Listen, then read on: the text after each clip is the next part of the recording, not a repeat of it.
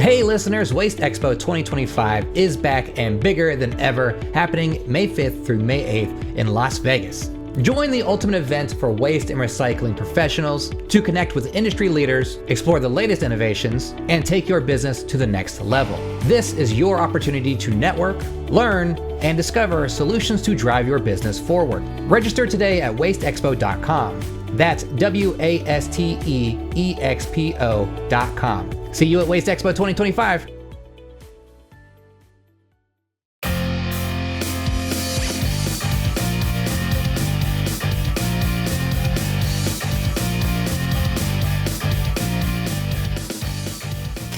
Hello everyone and welcome to the Waste World Podcast. I'm one of your hosts, Gage Edwards, bringing you another session from WasteExpo 2024. We're still getting back into the swing of things with the new year, but we have plenty of new episodes of the Waste World Podcast on the horizon. But until then, please enjoy this panel from WasteExpo titled Waste Management in the Circular Economy Future, EPR, Bottle Bill, Packaging, and Beyond. As always, be sure to find all of our episodes of the Waste World Podcast on Spotify, our YouTube channel, or on waste360.com. And as always, thanks for listening. So, hello and welcome to the Waste Management and Circular Economy Future, EPR, Bottle Bill, Packaging, and Beyond. My name is Patty, and I work for Aptum Environmental, and I'm your moderator for this session, so I'm going to keep everybody under control, okay? We have some very special guests with us today. Of course, Senator Allen, Heidi Sanborn, and Tim. So we welcome your participation in this session. It's going to be like an engaging round robin. We're going to be having questions that the panelists are going to be answering. But as we're doing that, keep in mind the questions that you want to ask, right? We're going to have a microphone right there in the center so you can step up to the microphone. And I'm going to be running around with a microphone. So whatever you do, don't shout out your question or don't ask your question until we can get a mic right in front of you, okay? So everybody can hear what's going on, all right? Also, very important, please remember to put your phone on vibrate or in airline mode. And at the same time, mark your calendar on your cell phone for next year. WasteExpo here in Las Vegas. If I'm not mistaken, it's May 5th through the 8th. Thank you. And with that, we are going to start with a bio on Senator Ben Allen. He represents the 24th district covering the West Side, Hollywood, South Bay, and Santa Monica Mountain communities of Los Angeles. An attorney and former Santa Monica Malibu USD board member, Senator Allen has authored more than 60 laws in areas of economic development, educational equality, health, environmental protection, climate change, green transit, government transparency, and electoral reform. He's authored the groundbreaking SB 54 legislation that addresses finally plastic pollution, which Governor Newsom signed into law to international acclaim. As chair of the Senate Environmental Quality Committee, Senator Allen has worked with his colleagues to pass powerful climate package requiring the state to become carbon neutral by 2024 and produce 90% of its electricity from clean sources by 2035, among other measures. A member of the Ocean Protection Council and Coastal Conservancy, he's led a successful effort to phase out the dangerous carcinogen in firefighting foam. Crafted a compromise to phase out destructive trawler gear and brokered a major compromise that lessens the environmental impact of off-highway vehicle use at state facilities. Among his other efforts to reform California campaign finance and election laws, Senator Allen authored the landmark Voters' Choice Act of 2016 to implement more flexibility in how and where we vote, creating a vote center model used in the 2020 elections, which resulted in significantly increased voter turnout. He's also been a leader in campaign transparency, passing the Disclosure Act and Petition Disclosure Act, and other transparency measures that have dramatically improved the disclosure of donors to political causes for the public. He's the son of teachers, holds degrees from Harvard, Cambridge, and UC Berkeley, and he and his wife, Melanie, have one young son and a daughter on the way. Oh, sorry. Next up, Heidi Sanborn, Executive Director for the National Stewardship Council. Heidi's been a leader in the solid waste industry for over 30 years, focusing on source reduction and implementation of cost-effective projects that support a circular economy. She holds an internationally recognized, she is an internationally recognized thought leader and advocate for producer responsibility. Most recently, Heidi was named one of the 2024 Women Who Inspire by Waste 360. Woo. And finally, but not least, Tim Garcheroff, president of TAG Consulting. He's a well-known environmental leader with a long career, public, private, and nonprofit sectors. He's created numerous first-of-their-kind laws and programs, many of which have inspired similar legislation elsewhere. Tim is a popular writer and speaker on waste reduction, climate change, and the circular economy, and a familiar face at industry events. Tim currently serves as the president of the board of the National Stewardship Council. Please welcome all three of our guests.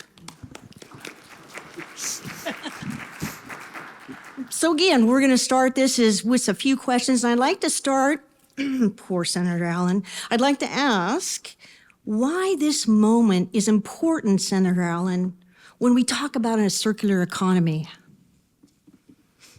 Well, thank you so much. It's great to be here with a bunch of folks who enjoyed this topic. There are not many of us, but I went down this rabbit hole after reading about National Sword many years ago, and I said to Tina, we got to do something about this. This is a growing challenge, and we went down this enormous rabbit hole, and it's been very fulfilling, frustrating, exhausting, scary, and exciting all at once.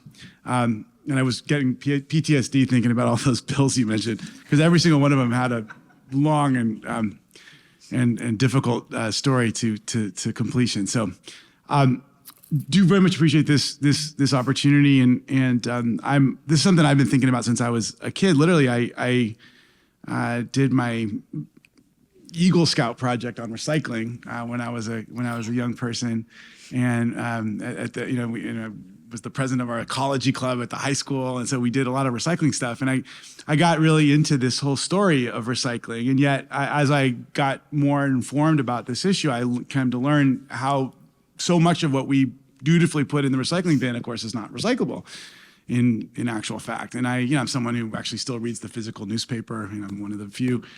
I would always dutifully put my little newspaper bag in the recycling bin because it had the chasing arrow symbol, and of course, so many of you know that all that does is just gum up your machines and end up in the waste paper system and make that whole process more contaminated.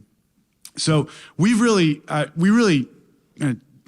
delved into this to many issues associated with waste management and recycling. But one of our major steps in this direction was with SB 343, which was this whole question of ensuring that if we're going to allow people to use the chasing arrow symbol, the recycling symbol, it really ought to be truly recyclable.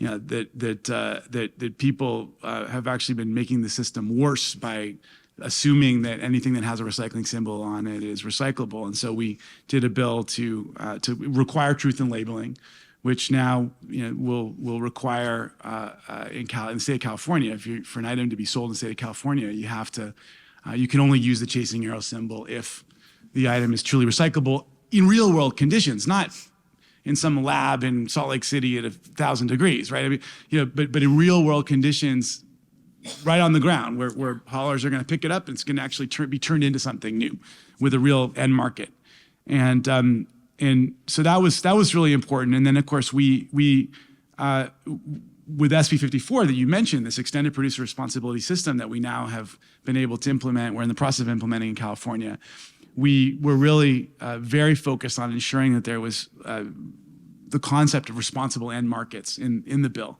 So, in the end of the day, it's not just about recyclability. If you want to meet the standards under SB 54, you've actually got to turn those products into something real, a real market. It's all about ultimately closing the loop. So we're really excited about the successes we've had. We know that a lot of other states have been popping up, running legislation, and we're in a kind of a virtuous competition with them, perhaps. There were times we tried to get our bill through, didn't get it through, then a couple other states got ahead of us, then we jumped ahead. So this is all great because it allows for a national dialogue.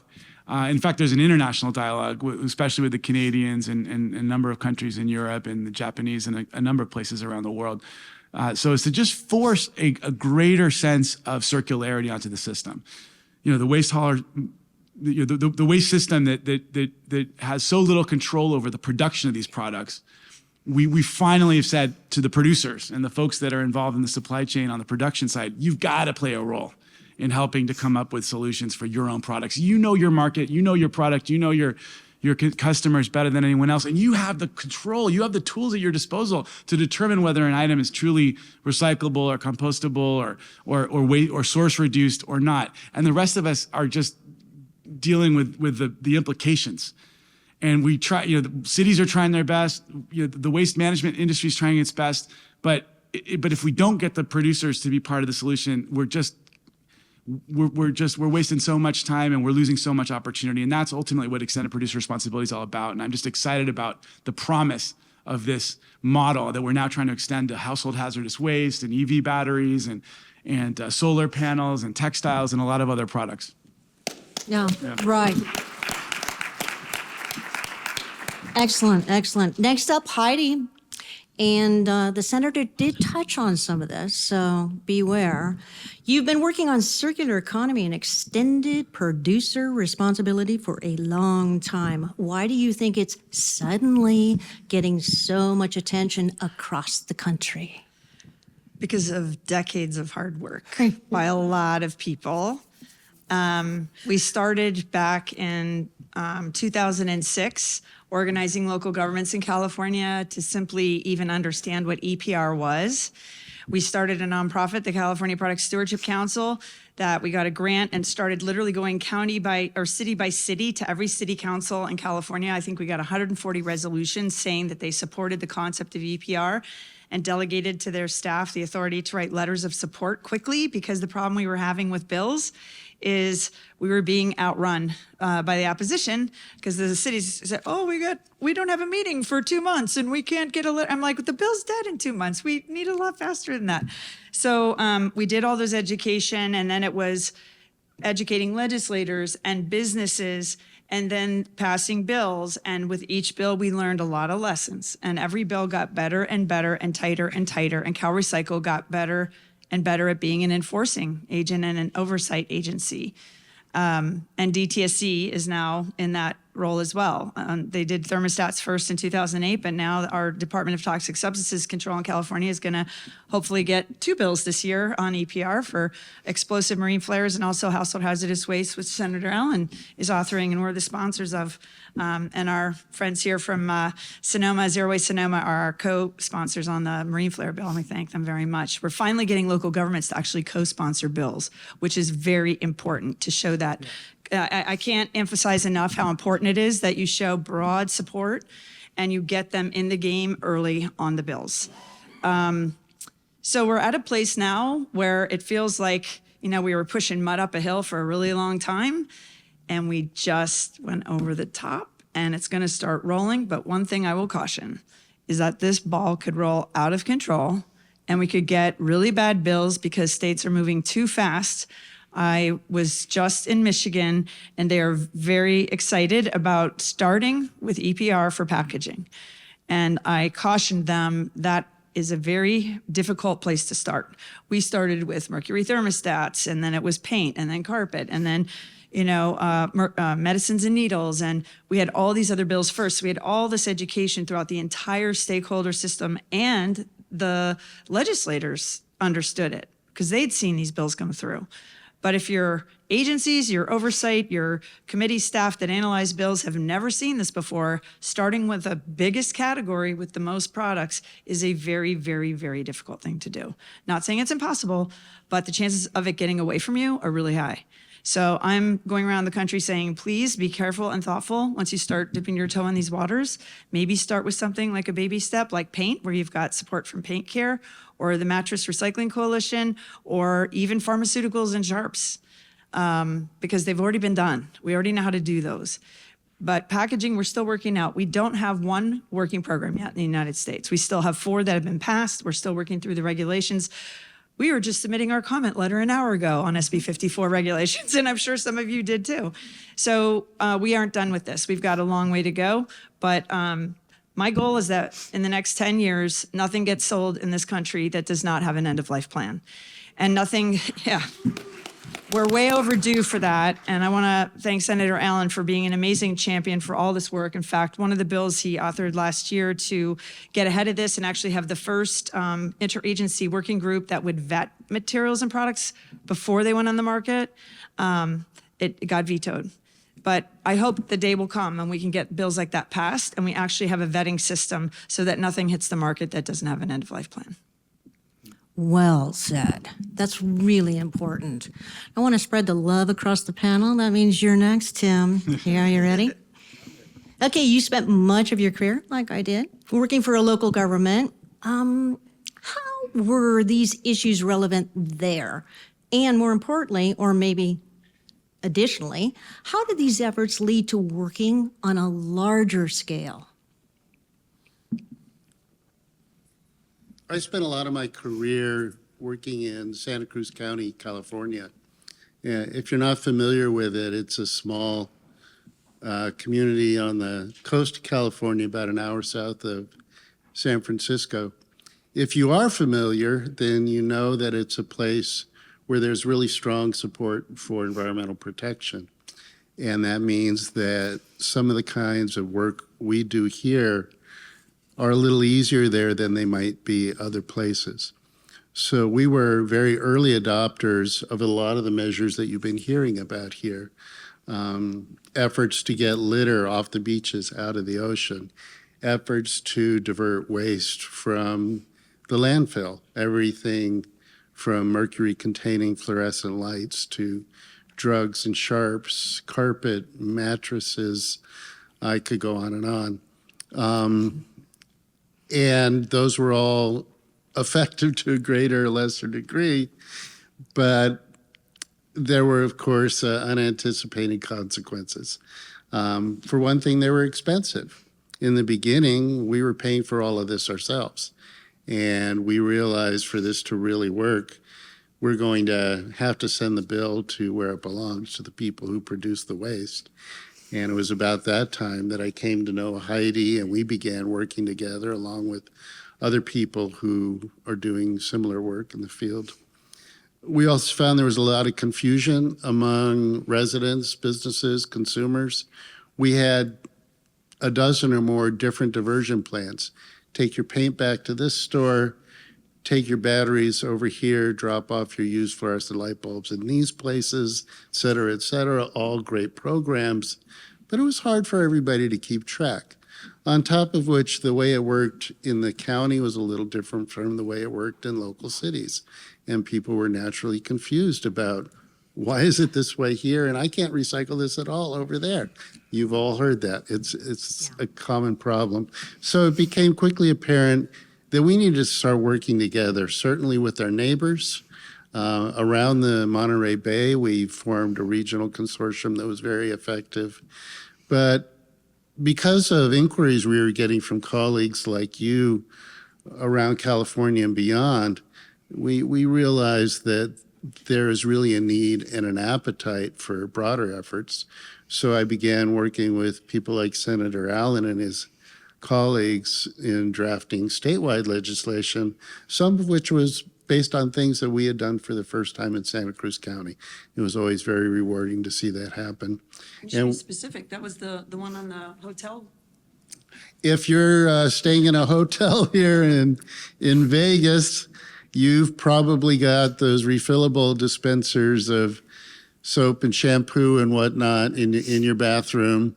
And the place that first happened was in Santa Cruz, California. And that's just one example. There are others, some of you know of them, but the point of this is not to toot my horn, but to talk about what happens after you go first. And sometimes it spreads, but you also run into complications. We passed a lot of regulations, for example, on retail businesses, on food service businesses. A lot of those are parts of huge national or even international chains.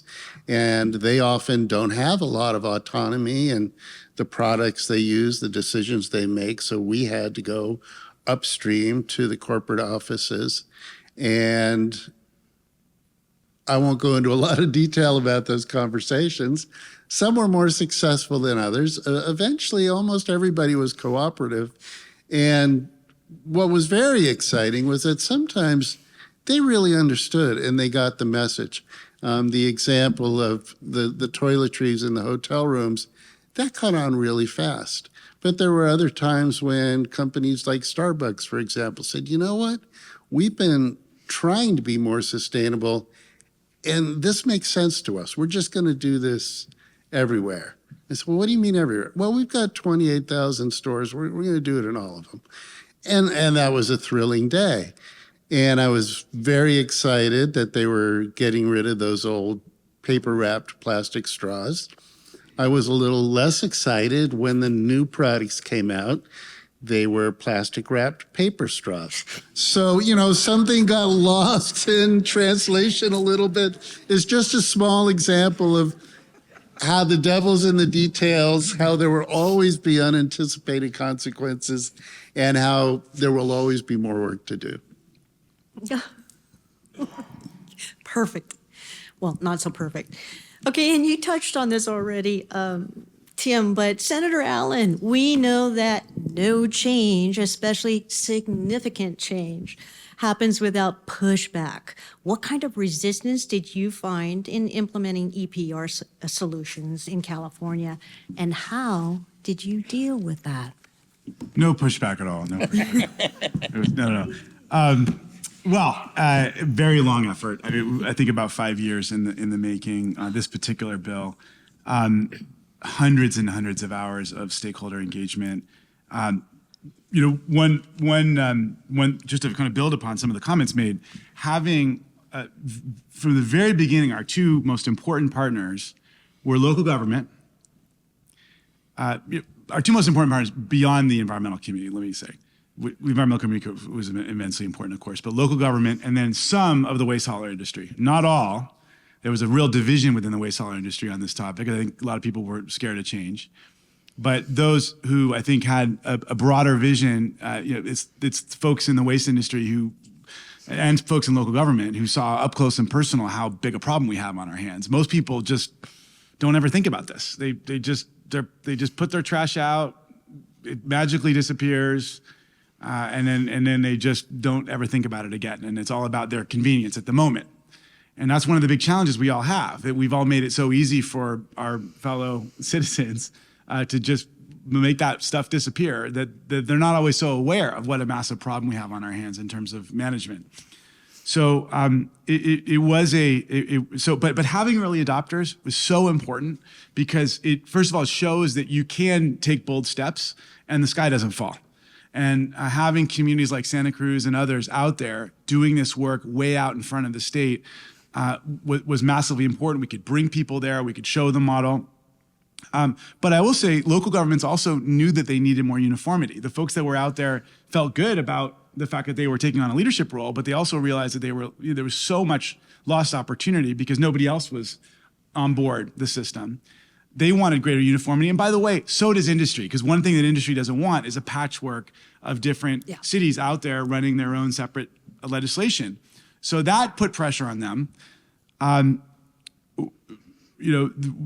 thing that put pressure on them, just the fact that they knew how determined and dogged we were about getting something done. And we just worked concern after concern after concern. We get, one producer comfortable only to fed another set of concerns. We get sit down meeting after meeting with some new industry group, try to listen to them, hear them out, listen to the unique concerns and issues that they have with their products and their market, and solve for them. And I will say, I have to tip my hat to an extraordinary member of my staff who's here, Tina Andolina, Chief of Staff, who negotiated this whole thing through. She was just bird dogged this thing for 5 years, and led those hours and hours of stakeholder negotiations where we had people flying in from all over the country, sometimes even from around the world, to be part of these negotiations because there was an understanding of how big it was, what we were doing. So thank you for recognizing Tina. I'm recognizing her not just because she deserves it, also for slightly selfish reasons, because I'm catching a flight after this panel. So if you want to talk one-on-one about 54 on the inside story, go talk to Tina because I'm going to be on my way to the airport. But do make sure to get her information. She's an extraordinary public servant in her own right, and was at the heart of all of these great environmental successes that we've discussed. So industry was concerned, obviously, concerned about cost, concerned about availability of material. They were concerned about flexibility. Waste haulers were concerned about losing control over the system potentially, right? Because we'd be handing some of this stuff over to the producers to have some control over the way that the system worked. The environmental community was worried that we were going to strike a deal that was half-assed and it wasn't strong enough. There have been all sorts of examples of bills that get watered down, and then next thing you know, industry says, oh, well, we've already solved the problem, and then you can't make any progress for years and years to come. There was a ton of environmental justice concerns with types of recycling and a lot of mistrust, for folks that were stepping into the conversation representing those communities that have oftentimes been at the front line of plastic pollution. You had a lot of people on the taxpayer side that were. There are just lots of concerns when you create some big change to a system. And now we tried year after year. We came achingly close several times to getting a strong bill across the finish line. We ultimately had failed a couple times. And then a group of environmental organizations teamed up with a waste hauler together, qualified a measure for the ballot that was very strong, but had some workability issues. Industry flipped out, and finally that forced a real conversation. Thankfully, in California, we now have a law that allows for a negotiation to start once there's been a ballot measure that's qualified for the ballot. So, instead of being stuck with a yes or no vote on the ballot, the negotiation can start. The legislature can, if the legislature comes up with something that's responsive to the ballot measure, then the ballot measure proponents can voluntarily pull the measure back, thus avoiding a costly and unpredictable ballot fight. This ballot measure polled really well on the outset. Mm-hmm. But industry also knew, everybody knew that industry could spend $100 million and kill it. Now, industry didn't want to have to spend that kind of money. But this created kind of a fertile ground for negotiation, because we needed to get something across the finish line that would be strong enough such that the environmental groups would feel comfortable pulling back the measure, but also something that would be workable enough for industry and for the system such that they would feel comfortable signing off on the deal. And that was the magic. But I got to tell you, literally, we got this thing signed by the governor at 3 p.m. and but 5 p.m. was the deadline. So he signed it at 3, and it was rushed down to the Secretary of State's office, and we got it done. But it's an example. This thing just died. This cat died 9 times. It was 12 times. Yeah. There were literally, I'll never forget coming home several times and saying to my wife, I just think this is over. This is done. And it somehow would resurrect like a phoenix from the ashes. And we would keep plugging away. And we finally got it done. We built in flexibility and a producer run, a PRO, which is a producer responsibility organization. And that was more appealing ultimately to industry than a command and control program that was embodied in the ballot measure. And that also, that I think industry knew we probably could have passed in a majority vote, but that would have been so subpar for everybody involved. So I think it was a kind of a wonderful confluence of will, determination, grit, leverage, certain degree of blackmail happening in both directions. and we got it done. But it was hard, and I got to tell you, there were times where both sides had almost blew it up, because we have hardcore people, who care a lot about this issue all across the spectrum, and there are people who just have so little trust in the government, so little trust in the waste industry, so little trust in any form of recycling, that they would rather, I think, just keep blowing up legislation and not letting anything pass, because in the end of the day, their vision, as much as I'd like to see it implemented, is just very unlikely to pass through a legislature. And then, of course, on the industry side, you have folks that just don't want any regulation. And one of the challenges is that those people who were negotiating in California, who knew that California is a more progressive state, they still had to answer to bosses in other parts of the country and other parts of the world who were not interested in their company signing off on a deal, not because they didn't think it was the best deal they could get in California, but they didn't want to be on the record signing off on a deal that might impact their negotiating in other states. So that was a whole nother kind of layer of resistance and challenge. But I think we ultimately hit that sweet spot, which gives them real control over the solutions, while also giving CalRecycle, which is our department that oversees this area of work, real teeth in holding everybody accountable to aggressive rates and dates with regards to recyclability, compostability, and source reduction. And so in that, and we were also able to set up a $5 billion a fund that's now it's for plastic mitigation that industry is going to help to pay into over the next 10 years. That also was a wonderful win, especially for our environmental justice communities, because that money is going to go into helping to address a lot of the pollution challenges that have existed in their neighborhoods. So, the work is now underway to implement, and the regulations are happening, and lots of you are writing in, and we're all kind of, there's now new leadership at CalRecycle. So this is not this is a work in progress, but it really was, especially given all the toxicity of Washington and the intransigence and the inability of anyone to get along. It really was a wonderful moment where we actually got bipartisan support ultimately in both houses of our legislature, and to see Republicans and Democrats coming together, environmental, local government, industry, grocers, producers, haulers, environmental justice, all coming together to support a bill. I mean, it was an extraordinary moment in this bitterly divided time, and I think we all have a vested interest in making sure this succeeds. Ooh. That's where PTSD Don't start crying. Okay. All right. Tears holding them back. All right. Hey listeners, WasteExpo 2025 is back and bigger than ever, happening May 5th through May 8th in Las Vegas. Join the ultimate event for waste and recycling professionals to connect with industry leaders, explore the latest innovations, and take your business to the next level. This is your opportunity to network, learn, and discover solutions to drive your business forward. Register today at wasteexpo.com. That's WasteExpo.com. See you at WasteExpo 2025. Heidi, let's build on that. You're also known for bringing lots of stakeholders to the table over some pretty contentious issues. Can you talk to us about that experience and how it has affected the outcome? So they're all contentious. The early ones were all contentious because they just thought they could stop them all. But we were picking off little bits like mercury thermostats, very narrow, mercury pretty toxic, is kind of easy. And then, paint, half of the hazardous waste, and carpet. But when pharma came along, that was a whole different ballgame.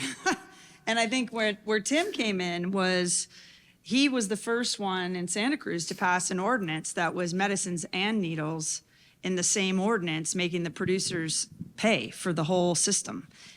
And what we learned from this experience, the first was the bag people were doing local ordinances to drive a state action. But then we realized with pharma, we were going to have to do the same. So Senator Hannah Beth Jackson actually wrote a letter through the Association of Counties to all the counties saying, I need you to start passing ordinances or we're never going to get a bill, because it had already died twice.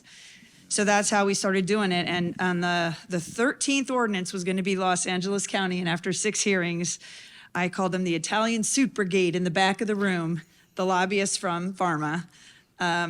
We were able to get them to the table to negotiate a state bill. And they used the next legislator as their key lobbyist in doing that. They walked away from the table several times and then came back because they realized we had them. I mean, that is the Achilles heel, is to get so many different counties doing, because I was intentionally not making them all the same. Why would I? Because then they like that. So if you're going to argue with us and we're not going to get a state negotiation, they might all be a little different.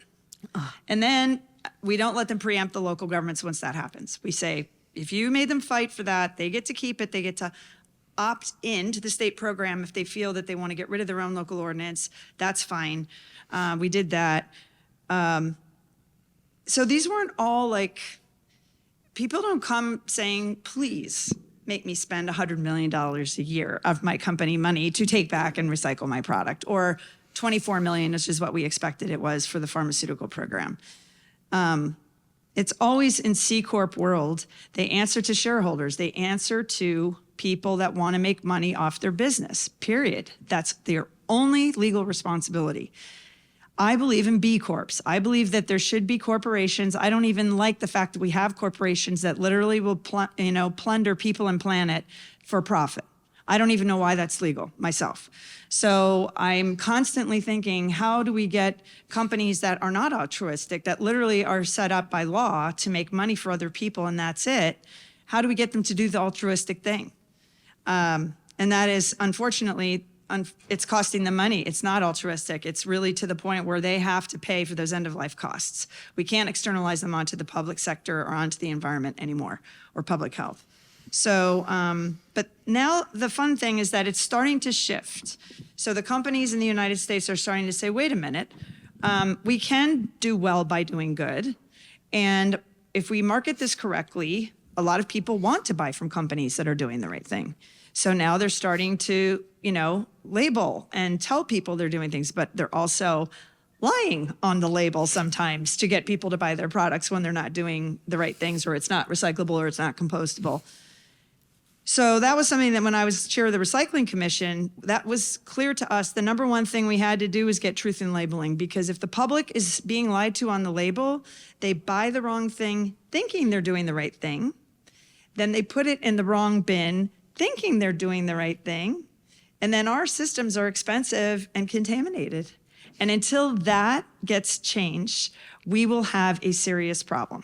We're not going to have a clean stream on anything. And the other thing we've seen over and over again is packaging is not in its own universe. We end up with packaging. We just went to a facility called Cal Waste down in Galton, southern Sacramento County, that literally, that facility only takes blue bin material. And guess what's in the corner of their back lot? A household hazardous waste facility. Why? Because they are pulling 183,000 pounds of household hazardous waste out of packaging and recyclables at one facility every year. That costs them over $150,000 to dispose of. And that's in a letter on SB 1143. That's just one facility.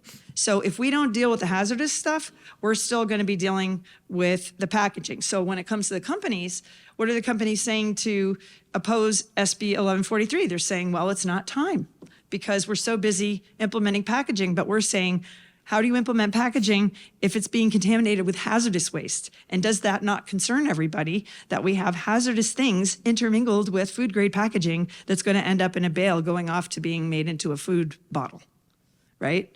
So we have to always be thinking about, the whole of all of this. They're all coming along, but some of these companies that are opposing 1143 also were super helpful at passing SB 54.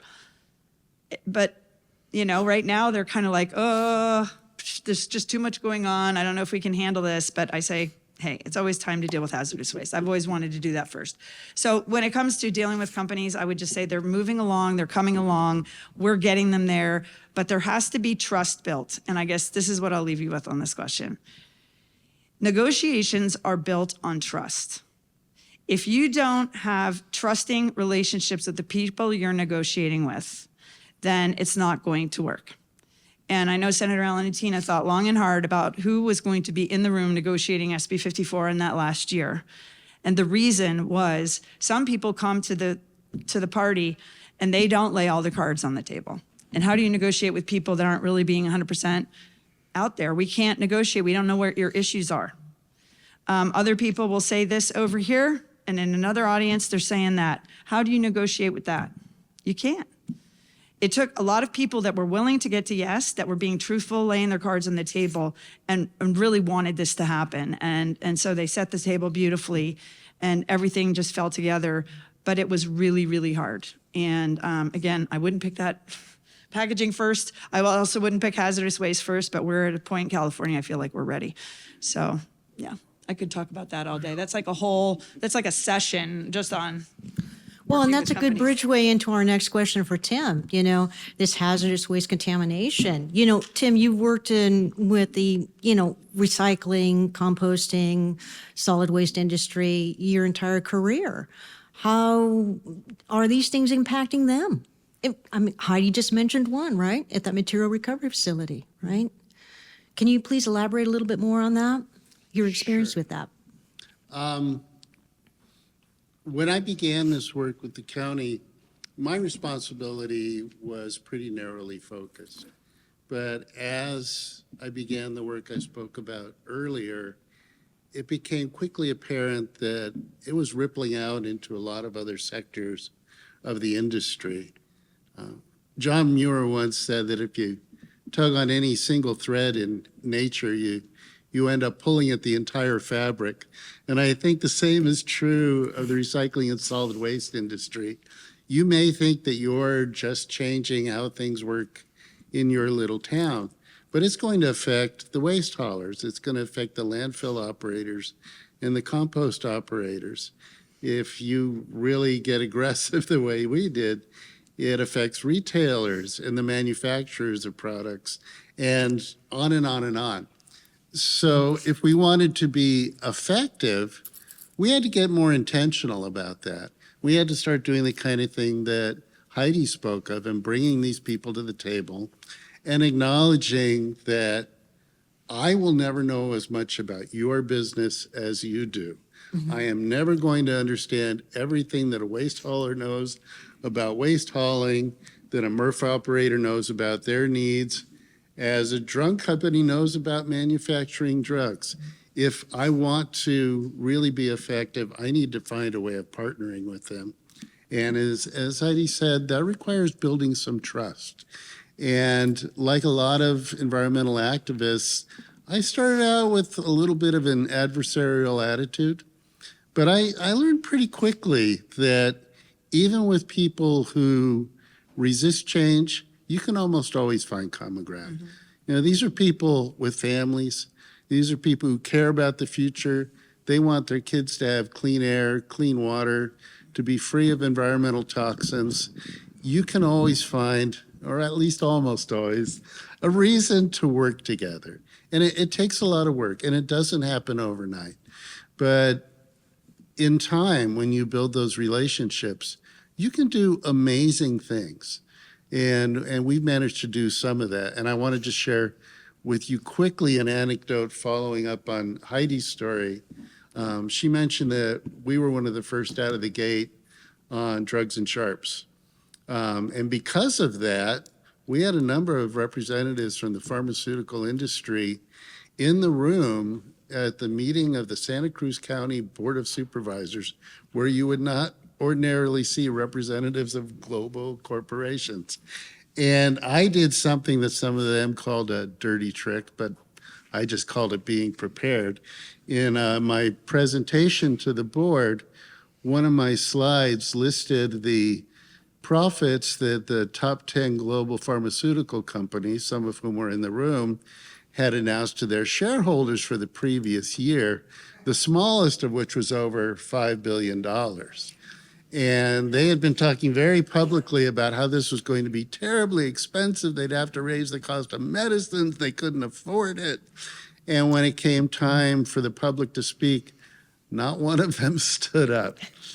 And some of them actually came up to me and shook my hand afterwards and said, that was really well done. We learned to work together. I'm not sure I would do it exactly that way next time, but you find common ground. Can I just I just thought of something that just happened recently. HP came to me and said, we're doing this whole thing on sustainability and we're going to put 30% recycled content in our ink cartridges and we're going with reuse and we're going to go after these, Chinese knockoffs that are infiltrating the market that we can't remanufacture. And anyway, after a lot of tire kicking, they're actually going to do a campaign and use our validation of what they've done as part of their PR campaign. So we have literally moved to the place from where everything was fighting to a place where we're like collaborating and we're kind of verifying, what they're saying is true. And they're using us in their PR materials. So I haven't even told the board that yet, but that's literally something that we're working on right now. And so that's a wonderful pivot from where we were. And I would like to say, too, the haulers came to the table in 54 in a way I've never seen them do it before. And that trust that we built there was incredible. We don't always agree, but we can be respectful in our disagreements and move through them. And we're making enormous progress in the waste hauling community. I have to say, today we went to go see the Polymer Center at Republic Services and to see them doing huge amounts of recycling of plastic and making pellets and doing all the things right there at their facility. That's not just throwing it in a hole in the ground and making money. That is a whole new level. So it's just exciting to see these pivots on the industry side. Excuse me, I'd like to ask the indulgence of our panel and moderator for a moment. I know time is ticking down, and I know Patty has more questions, but I wanted to suggest that maybe we open it up to the audience. I love that idea. Okay. Oh, there's a hand. Hey, everybody. I'm Meredith Danberg-Piccarelli, co-founder and CEO of Watts, and I sit on the board of directors of the U.S. Composting Council. So this is a question about materials literacy. You mentioned that we're following Europe, we're following Japan. Those are cultures where, not everyone, but there's already a bit of an understanding about what is this item that I'm holding made of, what bin does it belong in. Maybe Canada has a bit of a better sense. We don't have a lot of that here. And the companies that are going to start to be responsible for the costs of these products, they own our eyeballs already with their marketing dollars. Once they become financially responsible, things are going to change. People are going to start to see new information about how great these companies are for suddenly paying into these systems. And I guess I'm just curious, like you said, in 10 years, the hope, Heidi, is that all products will have an end-of-life story. Dr. Ayanna Elizabeth Johnson likes to say, what if we get it right? What will it look like if we get it right? So I'd love just to hear all of you or one of you speak to how you imagine that looking. Thank you. Great question. Oh, here you go. Okay. Well, my vision is that if we get it right, nothing is sold into the market that is toxic and has a safe alternative, that doesn't have an end-of-life plan, that is accurately and properly labeled, and the system will be funded by those who profit and design the products. It's really kind of that simple, and that the public, because the education programs will be so well done and harmonized across the country, and maybe even the world, because these products, and many of them are international companies, we will all know how to use the system, and people will use it. There's always a curmudgeons. There's a few that will always do the wrong thing, but the vast majority of people will do the right thing. So that is my hope and my vision, and I think we're getting closer and closer to getting there all the time. I think now that the ball's rolling down the other side of the hill, the momentum is there. So we just got to keep going, but make sure we don't let it run away from us to the point where bills are passing and we lose control of the system to the point where there isn't a balance of power here and local governments lose control of public health and safety. I never want to see that happen. I'm glad I deferred to you for that question. That was a great answer. I would add that we have learned the importance of keeping environmental justice at the center of these discussions. And I would hope that as we move to a more sustainable future, we no longer talk about having solved a problem because we have moved the problem to Mexico or China or Indonesia or to a poor community in Louisiana. That needs to stop. And 54 did that. Yes, sir. Did a great job in that. Hi, guys. Could you give your thoughts on bottle bill legislation, the future of bottle bill legislation, and in particular, how it fits into the context of EPR legislation as well? I know Heidi's got a lot Oh, to say yeah, about jumped that. at the bit on that one. Okay, so we're working on trying to push for a national recycling refund. We don't want to use the words bottle bill anymore because bottle is not exciting, bill is frightening. That does not pull well, but recycling refund pulls really well, it turns out. So we're using that term, especially in other states that have never thought of one of these things. I've lobbied Congress. I've lobbied Republicans, Democrats, independents, everybody in between. And I can tell you that we're on the cusp of getting a national recycling refund introduced into Congress, and in a bipartisan way. And the reason is that the companies are helping us advocate for that because they cannot get enough recycled content to meet the sustainability goals of the companies like Coca-Cola and all the big brands. They just can't get enough material. We found out today at the Polymer Center, they're looking at building another facility, and it turns out they've already pre-sold stuff in the plant they haven't even built, basically. I mean, there's so much clamoring for material. So I suspect we're going to see a lot more of these bills introduced in states, and they're going to be, my goal is that they have deposits associated with them because we've done a lot of work with, we're going to lose 30% of the material if we do not put a deposit on them, preferably 10 cents or higher. I mean, they passed it in Michigan when I lived there in high school. It was 10 cents back in 1987 or 81. So it should be at least that. And I do not, okay, so bottle bills properly run. California's is not a typical bottle bill. It's run by the government. We have like 300 employees managing that program. All the others in the other 9 states are true producer-run programs. They're EPR programs. They just happen to have a deposit attached to get the material back, deposit return system. But it's basically an EPR funding model and operations model. When you put, I don't want to see a state pass all packaging under one EPR umbrella without a separate DRS for bottles and cans, especially if they've never done one of these bills before. They're in way over their head. The amount of money and lobbying that's going to come at them, they've never seen before, it'll make their head spin. And a lot of these states have short sessions. Our session is a full 9 months. Theirs in many states is 4. Their long session is 6 or 7. And so they don't have time to debate all this.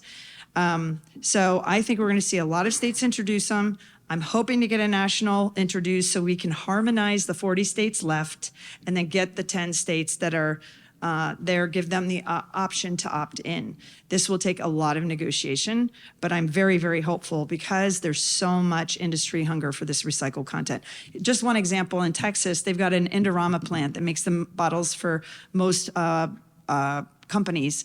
They are importing waste plastic from Southeast Asia and paying for it to be shipped across, hitting whales and do all the bad things because down the street in Texas, their recycling rate is 12%. They're throwing all that good bottle material in the landfill. Not to mention, it's all going into the Gulf. It's disgusting how much is going out the Port of Houston. They literally have a machine. Mr. Garver, who's a billionaire, who's funding clean water, Texans for Clean Water, he literally made $1 million boat that has a big giant thing that sucks, and they call him Buffalo Bob or whatever. And he goes out there and he's all day skimming the water from all of the packaging. It is awful.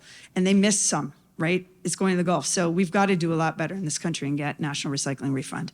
Every state and hopefully across the nation. Is that helpful? Don't be shy. More questions? Anybody else? I'll preface my question by saying, sorry, A, just so you know that I'm from Canada. I have the pleasure of working with the used oil and used oil products and packaging across Canada. And one of the things that we've seen is the pros working together across the country. And it's a real benefit to the producers to do that. Is there anything that you're doing between states to encourage that process?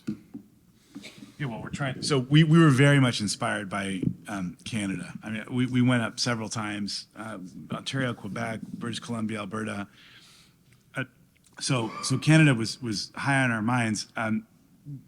We of course have to grow the pro movement. I mean, this is very nascent for us.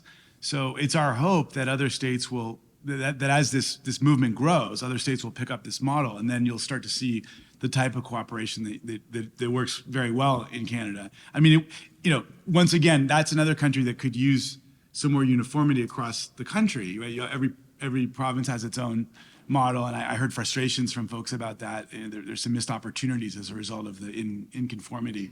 But certainly, we really hope for that kind of scenario where there will be similar legislation in different states, hopefully some federal legislation. Then you start to see across the board cooperation, which really starts to ramp up your opportunity, the economies of scale opportunities here. We also, on the mercury thermostats, we just negotiated a fix to the bill because we weren't happy with how the producers are running it. And we brought in Product Care from Canada, who runs their hazardous waste programs and EPR programs up there. And they are now running the California mercury thermostat program on behalf of the producers, because we told them, you're lovely people, but you really don't know what you're doing. You really need to get somebody who knows what they're doing. And so we're hoping now Product Care, and there's others as well, could possibly implement this new bill for harmonization of our household hazardous waste program. Because again, we're doing, medicines and needles and paint and thermostat. Wouldn't it? And we've even heard from the hazardous waste haulers, it'd be really great if you could just get all the rest under one pro, because we don't want this to be a different pro for every product. They have different paperwork and different data collection. It's going to be a mess. So they've actually asked us, that's the one ask of the hazardous waste haulers, please just put it all under one pro. We think that this is, and Vermont passed HHW EPR first. They're still implementing it. Having Product Care come to California, come to Vermont, and try and help us stand up either a new one or a US-based Product Care or whatever. But we need people who have experience doing this. They're 20 years ahead of us, literally. So why not use all their expertise and learn from the lessons they've learned? So any other questions? You're all so quiet. Hopefully this has been interesting. All right, let's do it. All right, last question. Then I'll run to the airport. Yeah. Ella Hazard, and I'm here kind of on behalf of architects, the built environment, and that kind of thing. So maybe the and beyond part of this program. But thank you so much for all that you've shared. Really wonderful to learn. Curious to know what you think about the state of the construction and demolition recycling in EPR. You mentioned carpet, but like, what do we got going on there? Oh. Well, we have fun coming up. We saw a gypsum plant up in Vancouver. Well, it was Calgary, I think, wasn't it? Oh, Oh, no, well, it was that was Vancouver. Vancouver. Yeah. It was Vancouver. There's a lot of work to be done. Yeah. Senator wants to work in this space. We saw in Vancouver gypsum plant, a new gypsum, and they literally banned gypsum drywall from going into the landfills because it produces hydrosulfuric gas. And so we still landfill it, but we also use it as amendment for soil, and we aren't using it for recycling. Like when you do a installation, you've got a lot of drywall that gets cut and left and is waste, but it's actually perfectly good drywall that can just be ground up and made into new pellets. And we saw that. So we're trying to we've got a legislator who was on that trip who tried to get it done this year. We didn't have the bandwidth, but we're hoping it'll be introduced next year to drive recycled content for gypsum. And we're working with the industry. They actually have life cycle studies they're doing, but there's other materials as well. Roofing is a big one.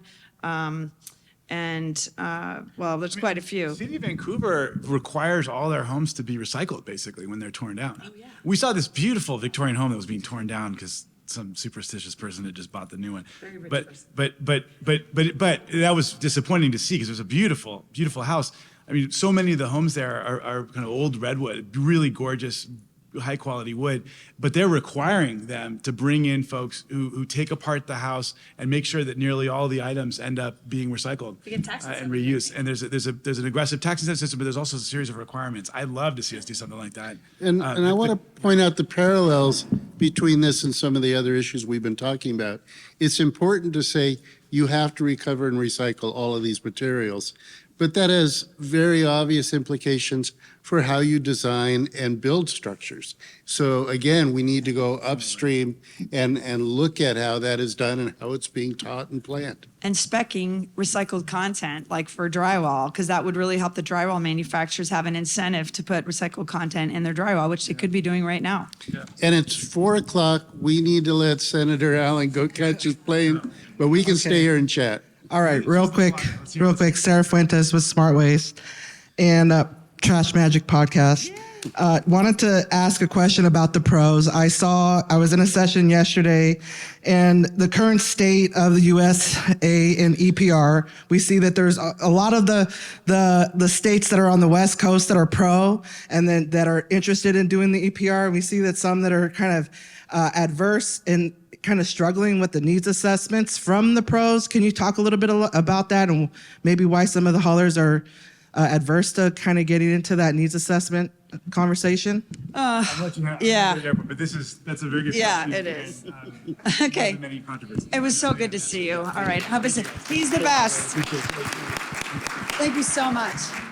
I hope every state gets a Senator Allen champion, because we all need one. So needs assessments are basically done always. Pros, when a producer takes over and is responsible for the end of life of the product, the first thing they have to do is figure out the landscape, right? So they normally would do what a needs assessment. But on 54, we put a separate needs assessment in because there's so many different materials, so many different manufacturers, so many different platforms that the state wanted a hand in that and wanted some control over that. I think that's not necessary for every EPR program. I think people are also starting to use needs assessments as a delay strategy to actually doing something instead of paralysis of analysis. If it's just gypsum, for example, do we really need to do a needs assessment for, there's like 4 producers? But haulers are nervous on packaging because it's such a big part of what they handle. And now we got 4 bills and they're all different, pretty darn different. And we're not sure how this is all going to play out. So I'm kind of at the place where I wouldn't be opposed to just everybody hold on packaging EPR until we see how these 4 play out. They're all going to be different pilots. Well, we've got, let's expand paint. Let's expand all these things that are working really well that we've got a model and get to those states like Tennessee, who is now starting with packaging. Love my friends in Tennessee, had long talks with them. But boy, that's a big one to bite off first in a state that's never seen anything like that. All the states on the list are dealing with packaging and food service material. So Yeah. It is a hard issue to kind of start with, as you mentioned. Yes. If I could add to that, when we first started talking about this 20 years or so ago, the usual reaction from people everywhere was, EP what now? And I got to tell you how delighted I am to hear an elected official like Senator Allen explaining to us why EPR is important and what a producer responsibility organization is. We have come so far, but we also have to acknowledge that there are parts of the country that are maybe where we were 20 years ago at best, and we have to meet them where they are. I work as a consultant now, and I can't share a lot of details because most of my clients have very tough NDAs written into their contracts. But I'm working in a couple of states on legislation where it would be the first EPR bill in those states. Neither are about packaging. And there's interest, there's some guarded excitement, but there's also the kind of reservations you spoke about. How would this work? How would it affect us? How does it fit with what we're doing now? And those are fair questions. We have to have answers for them. I also want to say a bit more about pros. As Heidi mentioned, there aren't a lot of them out there. And one of the questions I got from these clients was, well, we say there's going to be a producer responsibility organization. How do we know that? Where are we going to find them? What if nobody shows up? And I say, well, I can put you in touch with the ones who are working now. I think they'll be interested. They do great work. But there's going to be a tremendous need. There's a growing need now, and it's going to become overwhelming. And maybe the existing pros will grow. But if you're excited about the cutting edge in this field, and that's something you'd like to pursue, there is going to be tremendous opportunity for new producer responsibility organizations. Give it some thought. And yeah, there's a bunch of them that are coming from around the world that are looking now at the U.S. because we are driving that. We're going to be the giant market soon. Yeah. But the haulers also are worried about control of materials. And what we did in 54 is we said, it's got to be additive. If the producers are going to get involved, they can't mess up your contracts. If they want you to collect more things and get a cleaner sort, they have to pay you to get that equipment or do that thing, but they can't get in the middle of what you've already got going. That was the line. I don't think that's in other states, but for us, with the infrastructure that our haulers and our local governments have invested so much money and time into, they wanted that protected. So that's how we did it. In other states, they really don't have that much infrastructure. So they may want to look at it differently. You want to sum up? I would just like to say thank you all for coming. I hope this was useful and helpful. We're happy to be here at the end and take questions and give cards and follow us on social media so you can keep up with all the crazy that we're doing. And we'd love to get to know all of you because it's really important we all work together, and that's the only way we're going to change the system. So thank you so much for being here. Likewise. Thank you, Thank you Heidi. for being here.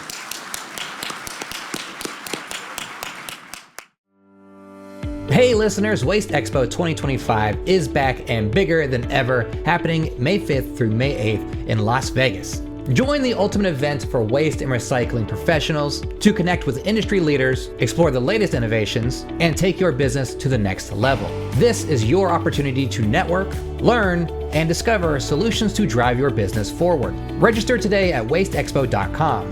That's WasteExpo.com. See you at WasteExpo 2025.